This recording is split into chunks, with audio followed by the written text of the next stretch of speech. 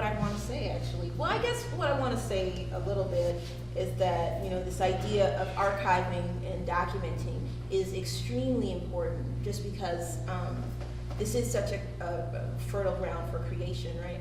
And creation requires a certain amount of, for lack of a better term, forward momentum, right? And sometimes that forward momentum, the key word for that would be new.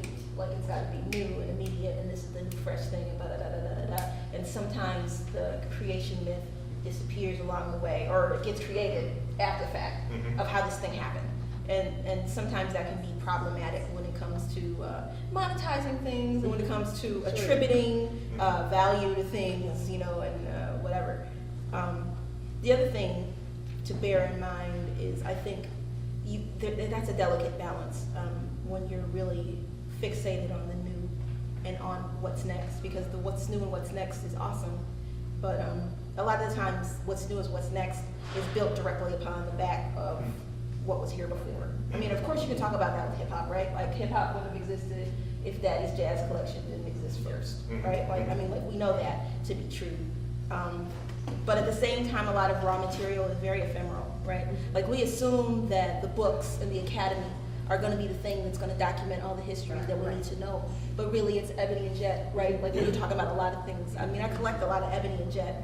And just looking back on some of the history that it has documented, that otherwise, if you weren't there, it would disappear into the ether, right? So I think that's part of the reason why, like, we're talking about this archiving and documenting, why when the ebony jet thing came out, it hit everybody right here. Yes. Right. Yeah. And you guys know with the story with that, right? With the company wanting to sell the photo archives for a few dollars. Yeah. Sessions. Like $1. Yeah, 40 million, which is, I mean, 40 million for our family album, our Black family album. Understood. Your point is an excellent one, because so my end of the world, when I used to write and I talk, is really about architecture, and is also about architecture, and the story of what we built and what we designed as African Americans in the city is often lost, and I'm amazed how much Jet covered that. It might be a small item there, but it's beautiful. I found a house. You guys probably know the architect John Matusimi, who designed the Ebony Jet building, and turns out he did a house at 88th, 89th place, just east of King Drive, that I found referencing it, that he lived in. It was his house. Referencing the Jet magazine. That's the house. That's the house. And if you're rolling down the street, It's beautiful. You can't miss it. You're like, this is it. But a small thing in Jet, obviously, that could be lost otherwise with such rich history. Especially for Chicago. Exactly. Yeah, exactly. it's amazing. It is. I want to get to something which is that I don't want to lose. Tracie has these colorful and amazing beads in front of her, and I don't want too much time to go without you telling me us the story behind that, because you told it earlier, and it's germane to the. I think it fits the conversation in an interesting way. Thanks for the setup, because I wanted to talk about reading. That's what attracted me when I was approaching Dr. Adams, and I can't wait for Stop Reset. But one of the things that I wanted to just particularly talk about is just something I think about a lot. My career has been mostly about either some aspect of cultural administration or library administration. And I became a librarian as a writer because I was interested in homelessness as well. And I directed a homeless shelter when I was the daughter of the woman I am today. But I was really interested in homelessness. Yeah. But one of the things that I say, when I die, I want to have on my tombstone is that I'm a librarian, because more so than any other thing, I think about, they say that when a great man dies, the library burns down, because a lot of our memory and stuff is oral. But I guess the thing that I used to see a lot when I was working with kids who were involved in either street work, sex work, or who were involved in gangs, is that there was always the cycle of illiteracy. If not them, then certainly parents who kind of were impaired in helping them because they weren't able to read well, and because they weren't able to read well, they didn't have a lot of life opportunities. So right away I began to see that and also we have some illiteracy in our family as well.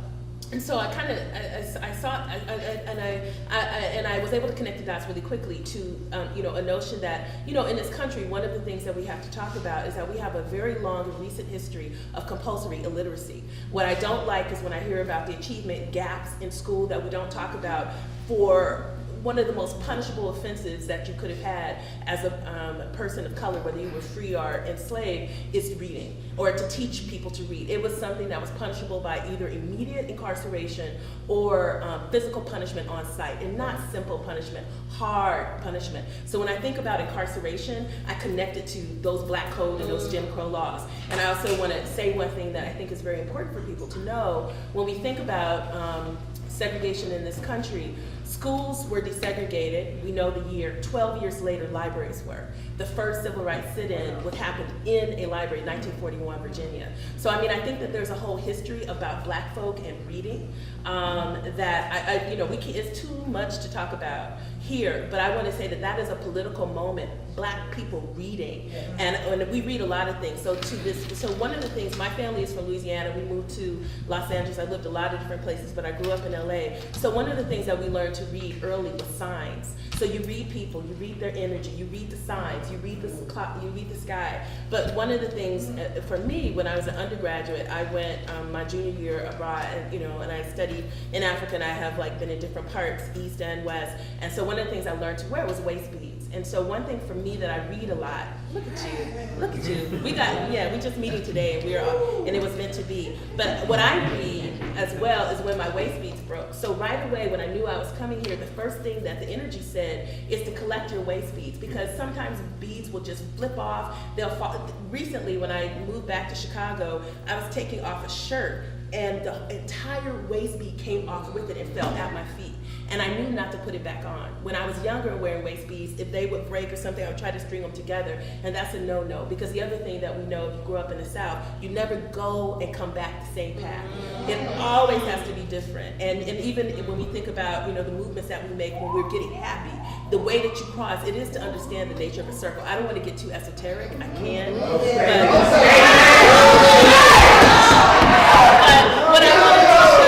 But what I wanted to show various waist beads that have broken and that have fallen, and I won't tell you all the things that they told me, but I think that what is important for me to be able to be truly who I am, because our work titles don't tell you everything, but the me that has come to the work that I have come to is because I also read, and I read signs, and the beads read me. They tell me things that maybe the ancestors are trying to tell me. And so one of the things that I want to just say for everybody, for all of us, have that thing. Maybe it's music for you, and it may be for a lot of people, but have that thing that helps you interpret what's happening. Because then you can preempt it. Sometimes you can go around it. Sometimes you can use it to mount, because what you said is very important. We don't look at destruction just as destruction, because death is not the end of history, right? That's what James Cone and people like that would say. But actually, we begin. And so from each of these times, and each of these represent big changes that were happening for me, some good and some not so good. But one of the things that I was able to do is to use each of these and the story that they told me to be here with you today. This is fascinating to me, particularly as it relates to the themes of the play, because there would have been a time in which we come from the South, come to the big city, and we would say, leave that behind, the new. And some people did. Right. But preserving, bringing that with, deciding that no matter what the march of technology tells me, I'm taking that with me, is a serious and conscious choice. Yeah, because you can't, one of the things is that we have tools for the time. So like when I was little, my grandmother, when I was 16, my grandmother died when I was 20-some. But when, maybe I was 25, but when I was 16, my grandmother took me out to the garden in LA, and she showed me what each of the plants that she had planted meant. And I remember when I was little, she was the kind of person, if you were really sick and the hospital couldn't do it, you would kind of go to my grandmother. And I remember being embarrassed by all of that. Just so embarrassed. You know how it goes. But to be clear, and why I'm talking about it today and why it's important and it's part of who I am, is that I got really ill myself one time, and I went down to Louisiana, and I fell asleep. And in the dream, my grandmother came back and she talked to me again, and she told me again. So what I do also know is that in addition to going to 78 East, Washington and administrating cultural affairs, I have to also be obedient, not just to the mayor and to the commissioner, but I also have to be obedient to my grandmother and what she would have me to do. So that's why I'm talking about it today. Get down. All right, right on. I want to shift gears a little bit. I want to get to AACM's anniversary a lot of bit, because it's sort of part and parcel to this thing is as we decide what we pass on. That in addition to what we pass on, what we remember also becomes, and how we remember it becomes important. It's the same age I am. My 50th anniversary is coming up, but coming up pretty soon actually. But talk a bit about the significance of that collective and what it brought, and why it's deeply worth remembering and talking about today. Well, it's interesting when I look back on it. I wasn't there and started in '64. I came into it in '74. But what was interesting is the guidelines under which the founding fathers decide to set up the structure. And one very important thing is that in our community, it was important for us at that time to pass this on, to share, to make this available to all of our people. We started free school of music because we could gather instruments that were donated to us, but we gave lessons. It was part of you being in the organization gets to work in the school to give free music lessons. So that concept, that was one of them, was extremely important to the longevity of the organization now. 50 years ago. That is not ours to do with right now, but it's extremely important that we also educate and bring on younger people, younger musicians. And we also felt that we wanted them to be akin to and very close to their cultural heritage. There's, as an artist, you have to pay respect to your heritage, your ancestry, for you to go forward. We have a way of asking our ancestors for permission to go forward because we honor them as that important part. And it's important for us to share that to preserve our longevity. And as a result of 50 years now, we're able to see that. You saw the age range of musicians from one of our founders, Brother Keelan, Phil Coran, to we have a person younger than my son that's a part of it. We have kids, 11, 12, 13 years old now, that are part of the school. And this is not to make them musicians, but it's to give them an idea of what came before them, that they may be able to base their grounds upon what they're going to be able to face as they come home. But it's important that we indoctrinate them with the cultural heritage and what it means to us. And again, getting back to that, it's interesting thing about this collective is that usually in a collective you find uniformity. This is the one collective that perpetuates individuality within the collective. How are you able to do that? Well, we first of all, we encourage everybody to study the old masters. That's your first step. Do as I do. Do as the old masters. This is oral art form. This is how we learn this music, by sitting at the foot of a master and listening and doing as they do. But after that, you encourage them to find their own. Now, don't do as I do. Find yourself. Do as you should. Symbols. We, in terms of putting your music and your feelings and emotions on paper, is not confined to, in music, 5 lines and 4 spaces. Our vocabulary has outgrown the 5 lines and 4 spaces. Is no longer capable of housing this new language that has evolved as we go. So now, in symbols, talk about it a little bit more. 5 lines and 4 spaces is a European concept. We're looking at music as a living art form, and that we realized very early that this music called jazz, the European concept is you can't put it all on paper. Their feelings, their emotions, there are other kinds of sounds that we hear as part of our cultural heritage that you can't find on the Western European instruments. So we hear those things, we feel those things. So we have to find other ways of putting it on paper that we understand. So going back to reading signs and symbols, we develop a vocabulary of other kinds of shapes and symbols that represent sounds, feelings, and emotions in our music. Form, we have certain kinds of forms in Western European music. You all may understand AABA form, or AA. It means it's a shape, it's a structure that you work within. Well, those are not the only kinds of shapes that we can use to say and convey what we want to do in music. So we've experimented with a lot of different kinds of shapes. And if you don't allow a person to seek their individuality and have a platform to be creative and a support mechanism to experiment, nothing ever new will come. So you can't add to the evolution of the music. So we perpetuate that.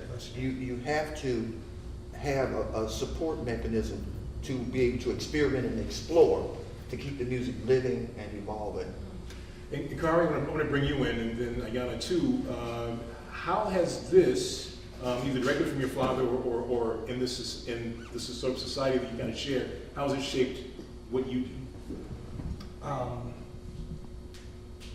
In a very large way. Everything he just said really resounded with me I'm in a music organization, but classically or as a classification, I'm a poet. Mm-hmm. However, I found a way, or I didn't find a way, it found me to deliver words as music.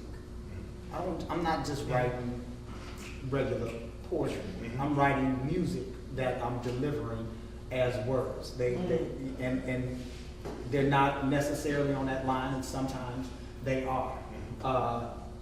But I mean, from the first time I ever performed a poem, which was in college, which was not intentional, it was forced. I was outed as a poet.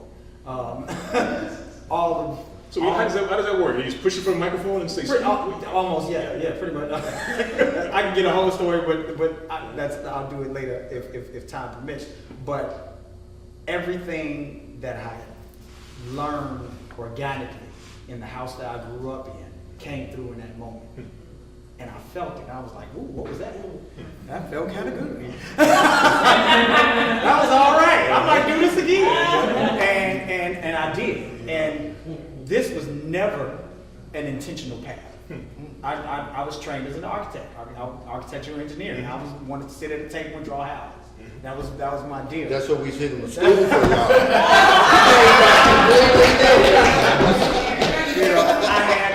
The only interest I had in music was partying. Was being at a party and dancing to music, having something to drive to. And all of a sudden, I was this poetic musician. And it was all of that stuff that organically I was absorbing. I remember the first moment, like I never liked their music when I was a child. But the children on the block dug it. So he's in the basement with his guys, and they're playing, and they're wailing out, and they think nobody can hear, but it's all through the neighborhood, right? I want to play hide and go seek.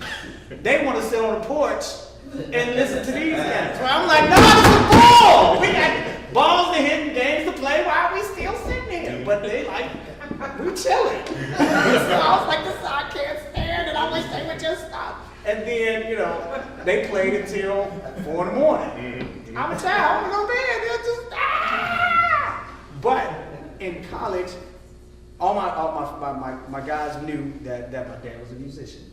And I had some of their records I had some of their CDs around the crib, but they were still in the plastic. I had never opened my hand because this was my dad's stuff, whatever. And they was like, and my god brother was like, yo, let's hear it. And I was like, all right, whatever. And we put it in the player, and the apartment just came alive. I was like, whoa, this is like amazing. It was an 8 Bowl Souls album. The first cut was Honky Tonk Bud, Oh, yeah. which had a spoken word, it opened up with a spoken word piece. And we in there cleaning the crib up, washing windows, like, oh, yeah! And it was that moment that it made sense.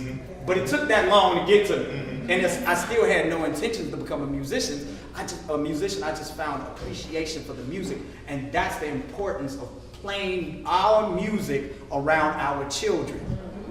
They may not like it then, but it's doing something to them. It's putting something in them that you might not see, but it's happening. I was the weirdo amongst my friends because of what was being put into me. But it was just that I ended up I was being trained or indoctrinated to be more expansive. And and I'm so thankful for that now. I didn't appreciate it then, but most children don't.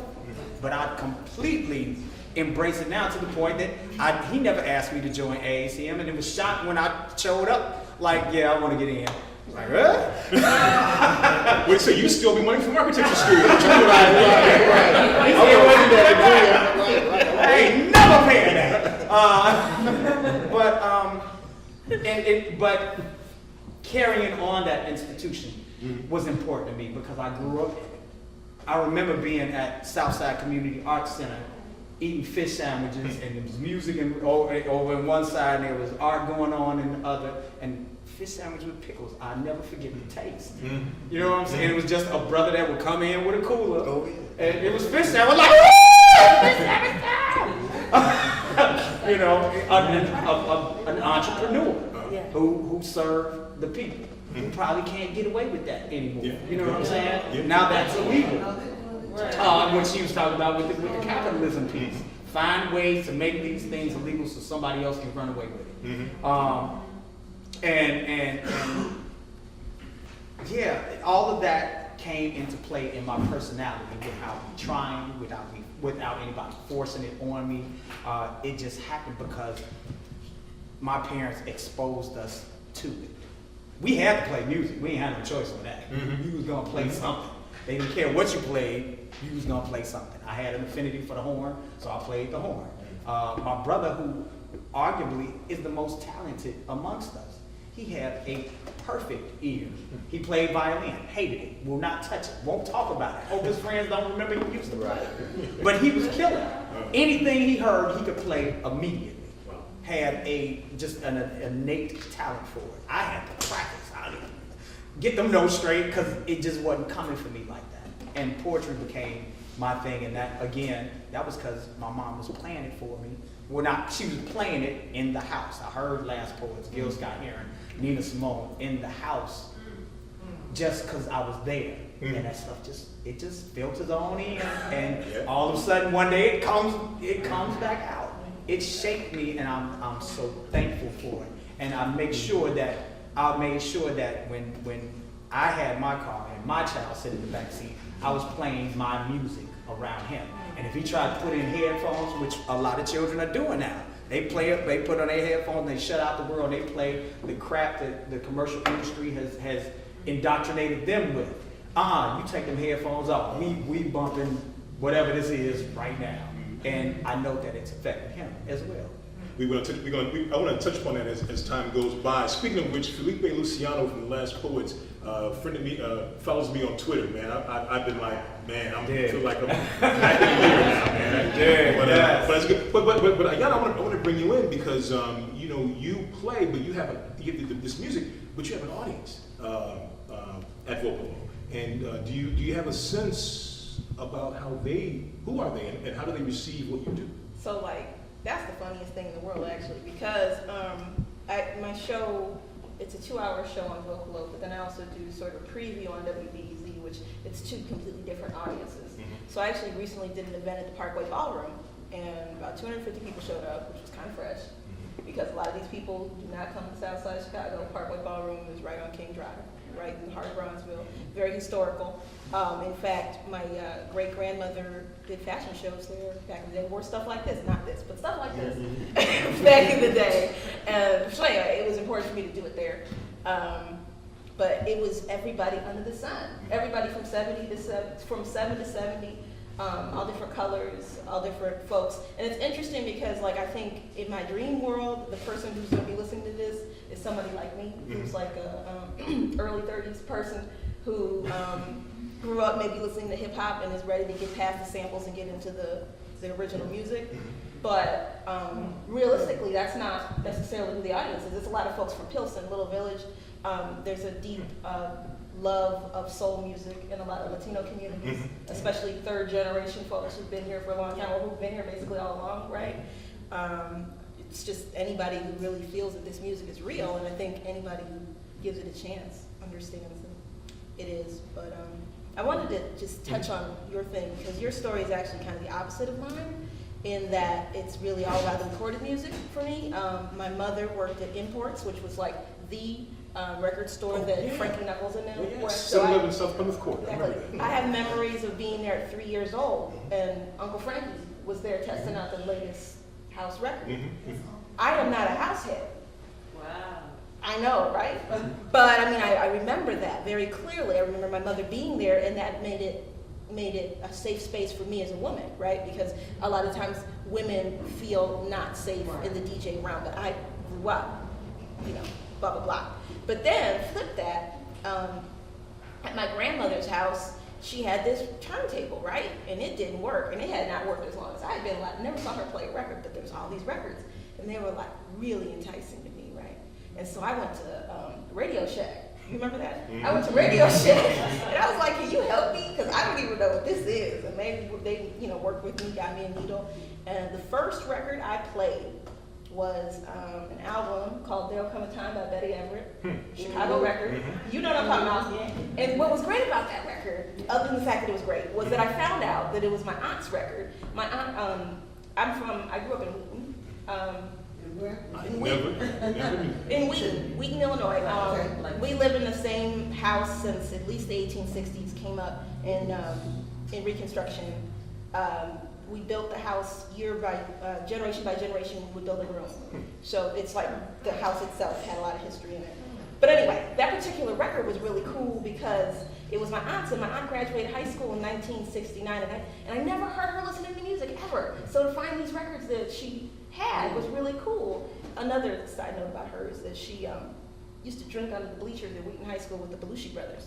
It's a true story. You know where they wound up. But I think what's interesting about that is that I was just in a situation where I found value in this stuff that was around me because I didn't have anything. Do you know what I'm saying? I mean, we weren't like dirt poor, and I never felt hunger or anything like that. But it wasn't like we had the latest, greatest of anything. And working with kids, I've been teaching kids radio production and things like that. And a lot of kids, especially in urban areas, they're taught that everything that they should want is what they don't have. And that is really, that's a vicious factor of capitalism.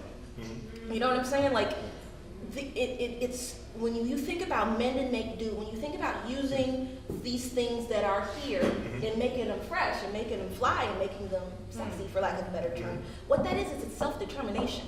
That means that you have the tools that you need in order to have what you need to thrive, right? So I think ultimately, just where I grew up and the way I grew up completely inspires how I view the world and how I view the things that are around us. And we're going to open the floor up to questions and very soon, but I guess, I mean, it's like I cannot not mention the beautiful outfit you got on and how it pertains to this discussion that we are having. So it's an elegant way to get to the thing that I got to get to, otherwise I'm not a good moderator, is tell us about what you have on, how it's flowing, what you're about. Well, I'm all about the 1940s fashion. I'm like totally about that because, you know, it's so interesting now with YouTube. You can find these old race movies. Oh, you see these beautiful black people in these clothes, and it's just like, oh my God. And you think about the oppression that, I mean, we're oppressed now, right? But you think about what they were dealing with, and they were able to still shine, right? And it's very inspirational. So this particular suit is from the 1940s. I'll stand with it.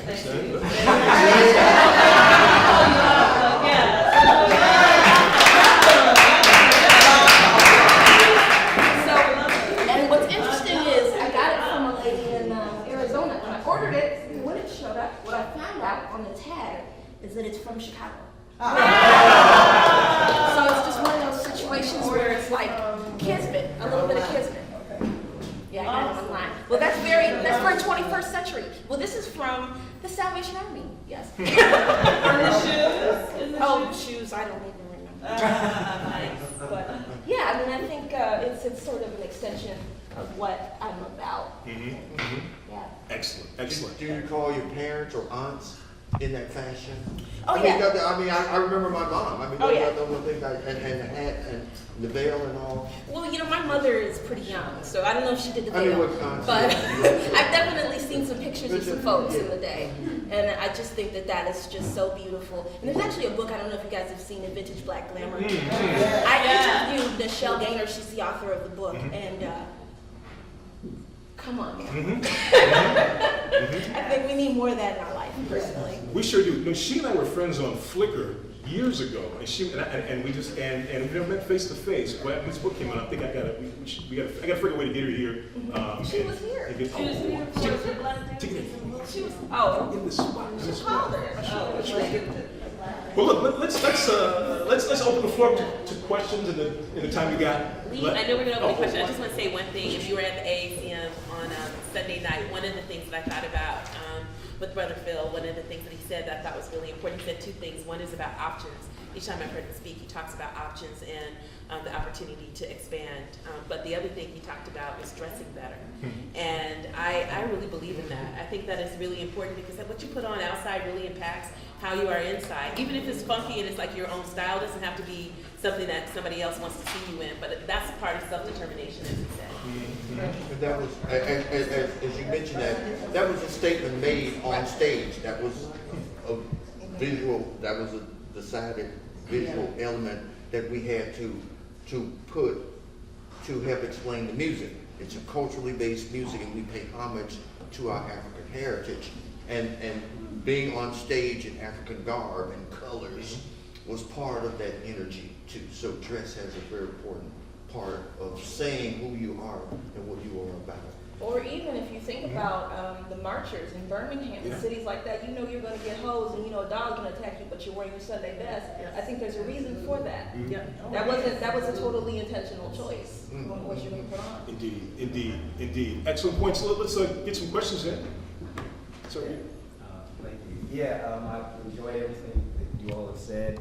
And coincidentally, I too was born in Watts. And I too was alive during that time as well. I was 2 years old when the riots, happened. And the interesting thing that happened is we talked about opportunity, and of course all these things jumped off. I thought pretty much of, once again, the riots, specifically because my father and mother were around then. And it was very interesting because my father was trying at that time to get a job with the government. And he kept showing up. And they're like, get out of here. You're not serious about any of this. And then after the riots, suddenly they're like, well, I guess you all are serious about having some opportunity here. And they hired him after the riots, after some things got a little damaged and things like this. And he eventually retired, still working for the Department of Agriculture. But honestly, if it wasn't for those riots, there would be no, and it's still the same type of thing where they talk about 50%. Unemployment there and things like this, and anyone who deals with statistics and history knows that, it's the same type of factors, disenfranchisement, that always end up where we, have these type of, things happening. So it's fascinating, once again, as we're talking about history, as we're talking about cycles, as we're talking about preserving the past and looking at the past and things like this, that these types of things, we're seeing again and again, and you just, as you get a little bit older, you just get tired of the same kind of thing, and that we have to go through, these types of things. Let's see if we can get Let's see if we can panel to get a piece of that. If you want to respond or no, are we going to the next question? No, I was going to say that's kind of how I started. Is that I'm at a time now, I'm tired of seeing the pattern.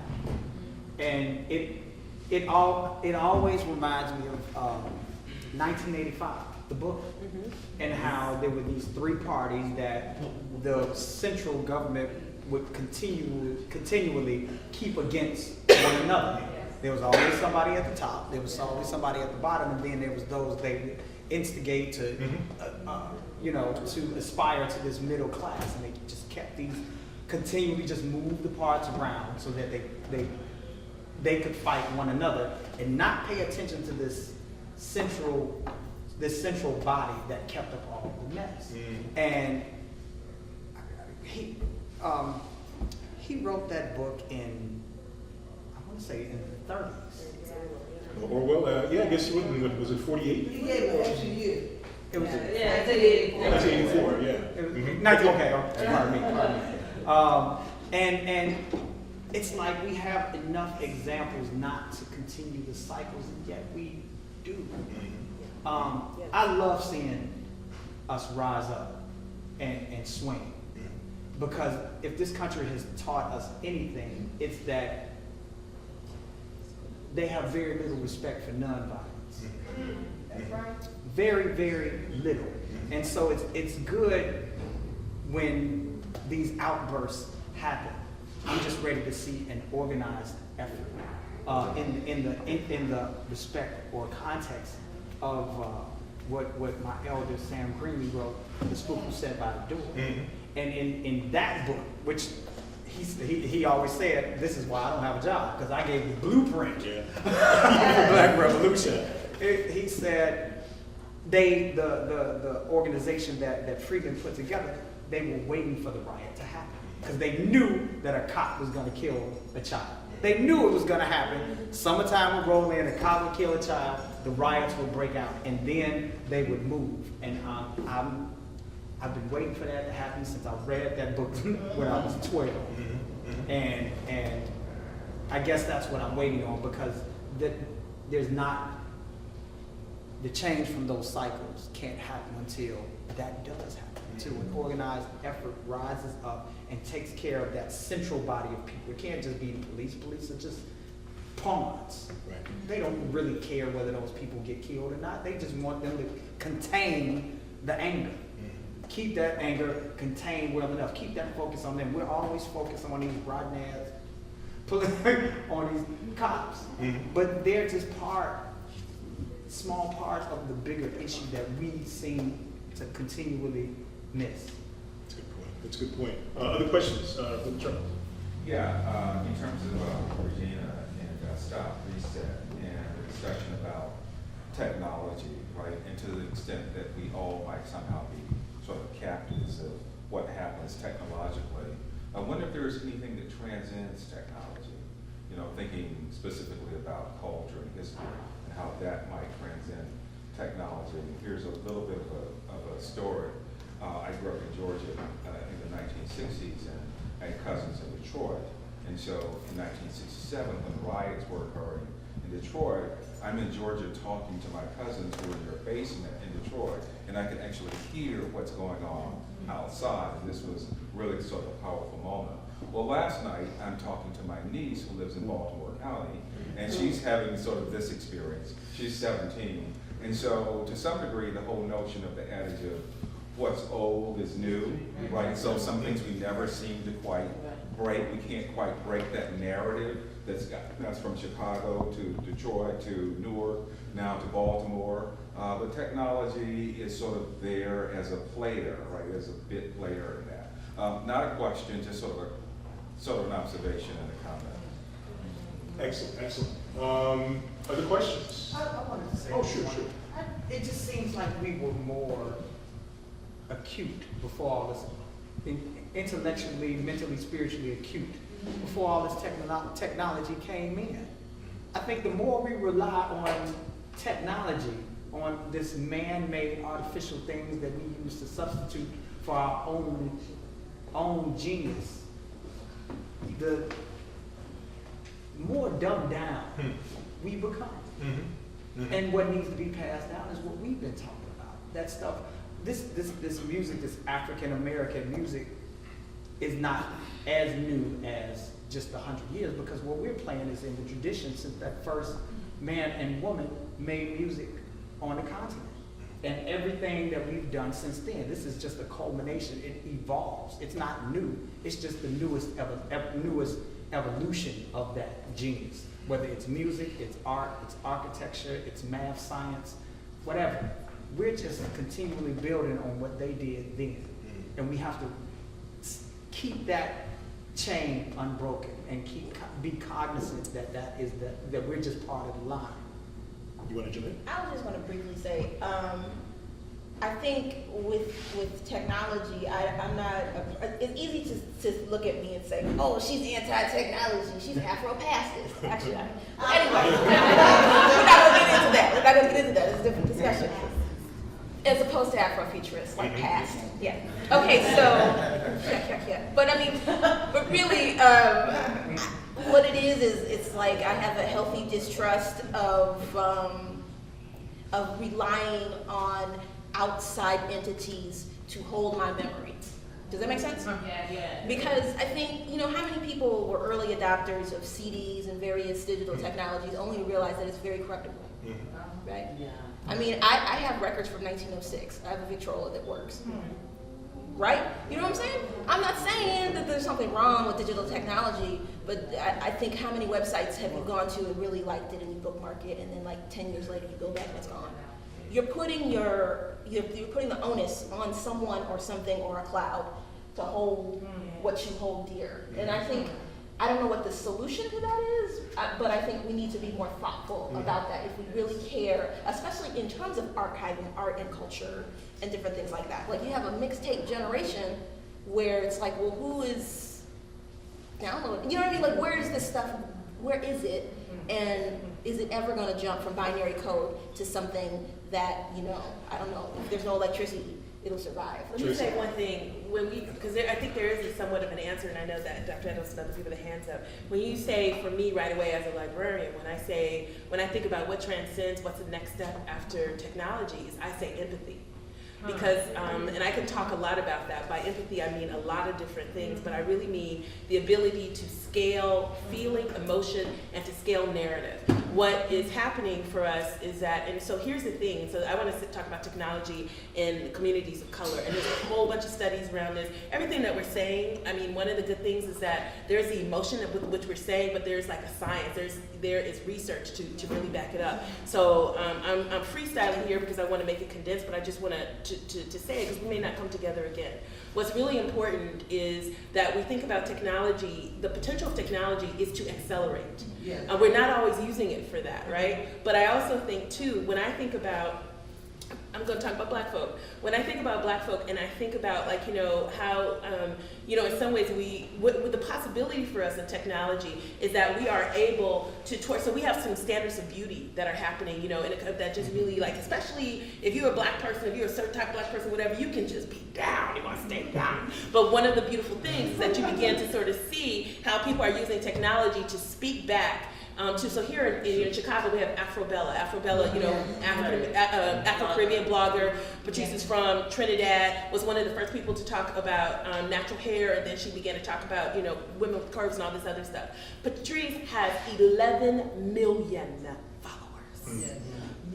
She is not a blogger, she is an Uber blogger. She has 11 million followers.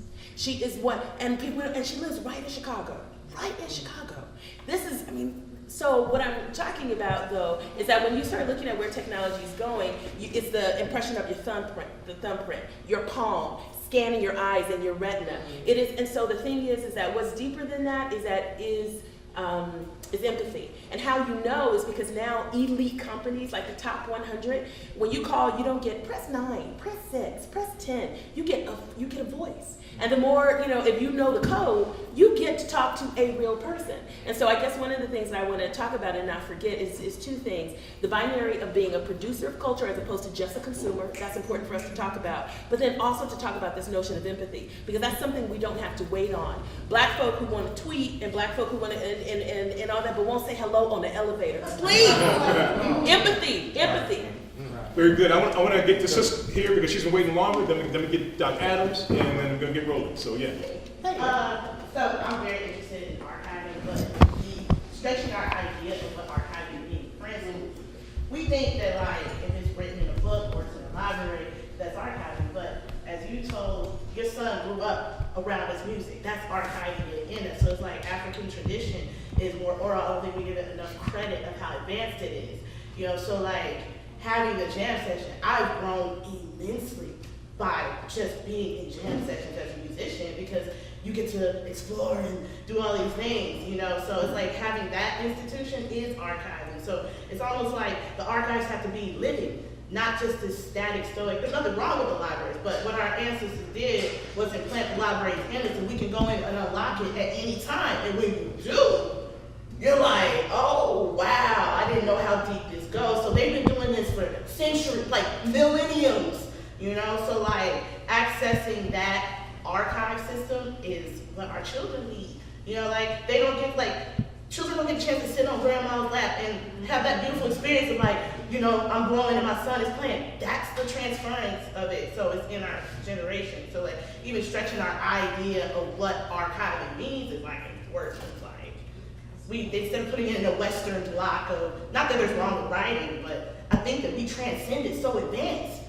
that we didn't need that. Like the blues, it's technology.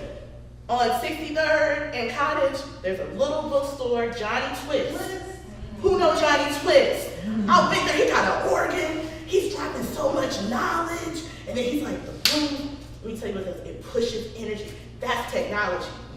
That's technology. So that's passed on. Hip hop, that pushes this negative feeling that we have to be black in America. It pushes it out. So sometimes it sounds hard. They saying all sorts of stuff, but they need to push it out of their system somehow, you know? It's like understanding, like reframing and giving our ancestors more credit, like they were advanced beings, advanced, like they passed it on to us. Excellent point. Thank you for that. If I want to switch quickly to Dr. She's my perfect segue. Mhm. That's exactly what I was going to say. Don't act like it's technology. Right. Don't act like some people brought it that wasn't you. Right. Our future is our past. Okay, we already did this. Okay, that's the reason why AC says from the ancient to the future. So if you want to know what comes after technology, it's not what comes after what's always been here. It's always the thing we have to go to. We really want to get back to ourselves, and that's spirit. Right. People are scared of that. Yes, And scared of what it means because we've let some of it go. It's not because we are letting it go, just because we want to move on to the next. You know, when I'm referencing something that you said, Mwata, about how, or maybe it was Khari, I think it was Khari, about how we do so many things that we're gone on to the next and somebody. That's not what I think is happening. I think people constantly are appropriating our shit. Okay? All right? They appropriate that shit and we're letting them. We've been doing it. We're going to do it anyway. But they come up with a way to commercialize it and steal. The whole thing is we can't come up with it. Y'all got it. We are going to get it from you. We're going to imitate it. We're going to something else. And guess what? We ain't worried about it because we've already thought of the next thing. Okay? So no one can take that. You know, I love the sort of cultural archaeology that's going on here. You know, but we have to recognize that we the beginning and the end. We the people of today and the day before yesterday and the day after tomorrow. Excellent point. All right, we're going to get you guys. Sister on the end here. Yes, I actually had a comment, kind of to what you're saying, and I forget exactly who was saying it up there, but when it comes to, you were talking about Afro-Bella. Who is that? Yeah, you were talking about Afro-Bella. And so I was looking at the connection of, you know, it's not new. When it all comes back around, it really is about us really supporting each other, because Afro-Bella has 11 million followers and she's getting a lot of brand money and a lot of money because they're realizing that she has a voice. And when we support each other, we say, you know what, your voice is relevant. Everyone in here has said, I took a lot of notes on my phone. It looks like I'm tweeting, but yeah, you know, so I'm taking a lot of notes. That is that knowledge, that is that library of information, of history. And if we were to have like an Afro-Bella or anyone in here with so much knowledge, that we support each other, we are on each other's bandwagon. Everyone else stands heed and say, you know what, we don't have to take your art form and give it to someone else. We're going to support what you're doing because realistically they want to make money off of us. And so if we give them the art form to and the understanding of, this is the information that we have, this is, using Afro-Bella as that model, I'm expressing myself, and I also have fans and followers who are appreciating what I'm expressing. They have no other choice but to listen and to support it. My question is, It's a good point. if It's a good point. somebody is following you, where are you leading?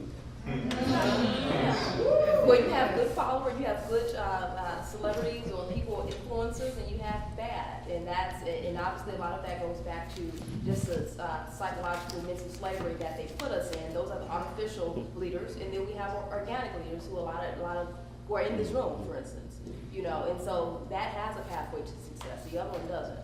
Excellent point. We're down to a few minutes. I want to give Regina or Dr. Adams, depending which one is on my list here, time to close. But Khari, you raised your hand. I want to get you.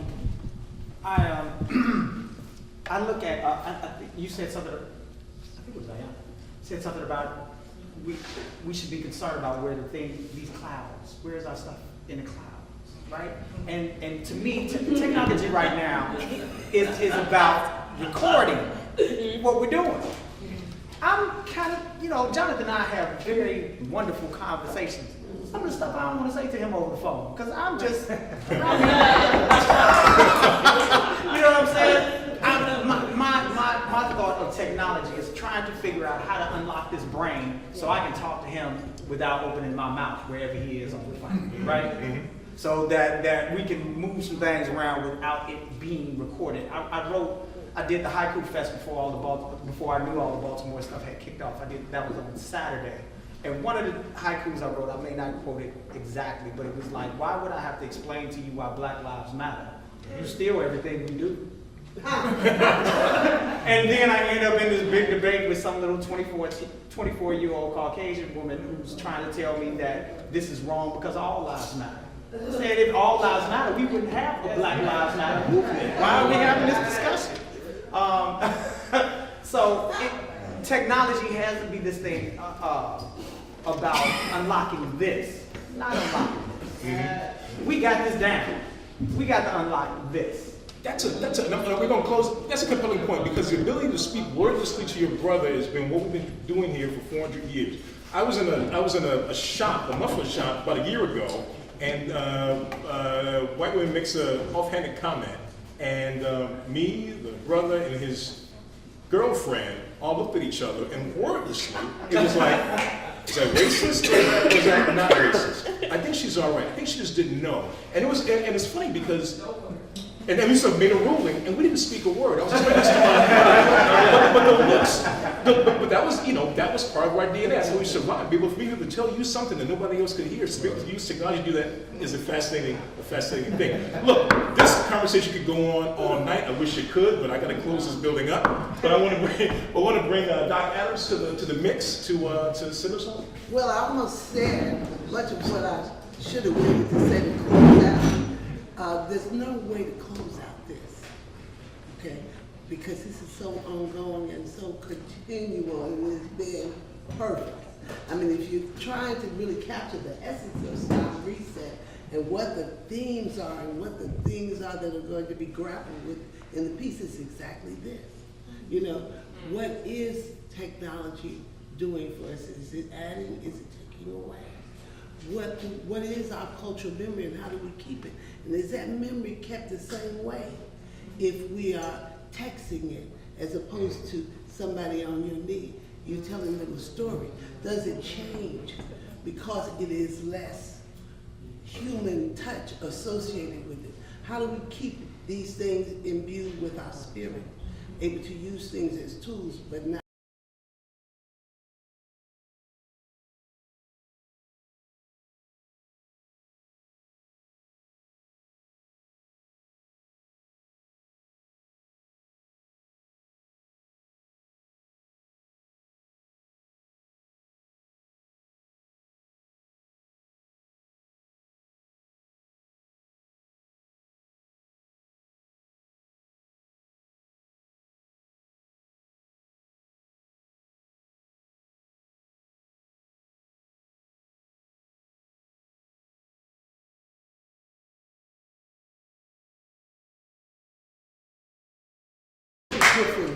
It would just be a part of you.